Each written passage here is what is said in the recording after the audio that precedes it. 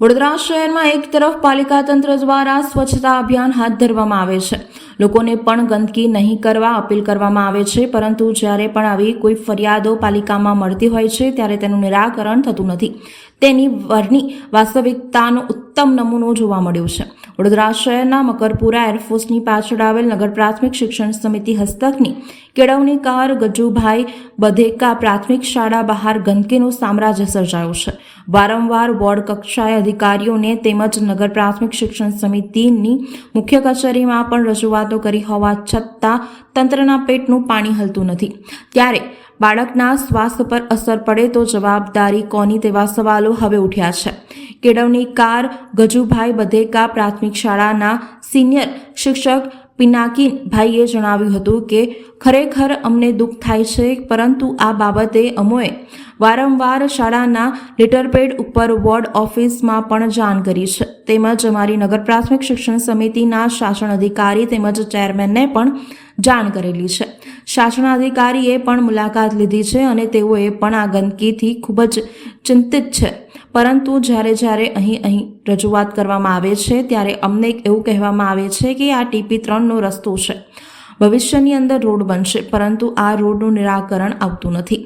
તેમજ આગળ તમે જશો કે અત્યારે શાકભાજીની લારીઓ છે, એ શાકભાજીની લારીઓવાળા રાત્રે અહીંયા કચરો ફેંકતા હોય છે અને તેમને આજુબાજુના જે વિસ્તારના લોકો છે અને નાગરિકો છે તે સોસાયટીના છે, સવારે 5 વાગે વહેલા ઉઠી અને બાજુમાં શાળાની આગળ જ ગંદકી કરતા હોય છે. ત્યારે આ શાળાની અંદર સવારે બપોરે બાલવાડીના મળીને કુલ 800 થી 900 બાળકો અભ્યાસ કરે છે અને ખરેખર ચિંતા વ્યાજબી છે કે અમારા બાળકોના સ્વાસ્થ્ય સાથે પણ આ ચેડા થઈ રહ્યા છે, જે ગંભીર બાબત છે.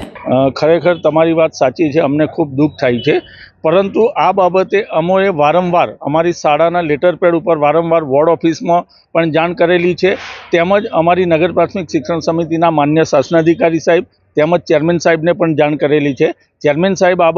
બાબતે 2 વાર રૂબરૂ મુલાકાત લીધેલી છે અને શાસનાધિકારી સાહેબે પણ મુલાકાત લીધેલી છે અને તેઓ પણ આ ગંદકીથી ખૂબ ચિંતિત છે. પરંતુ જ્યારે અમે અહીં આગળ રજૂઆત કરી છે ત્યારે અમને એવું કહેવામાં આવે છે કે આ TP13નો રસ્તો છે અને ભવિષ્યની અંદર રોડ બનશે, પરંતુ ક્યારેય આ રોડનું નિરાકરણ આવ્યું નથી. તેમજ આગળ તમે જુઓ કે અત્યારે શાકભાજીની લારીઓ છે, એ શાકભાજીની લારીઓ રાત્રે અહીં આગળ કચરો ફેંકતા હોય છે, તેમજ આજુબાજુના વિસ્તારના જે લોકો છે, એ નગરોના હોય કે સોસાયટીઓના હોય, એ પણ સવારે 5 કલાકે વહેલા ઉઠી અને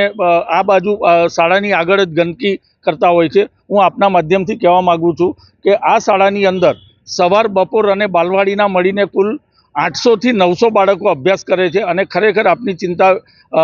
વ્યાજબી છે કે અમારા બાળકોના સ્વાસ્થ્ય સાથે પણ આ ચેડા થઈ રહ્યા છે, જે ગંભીર બાબત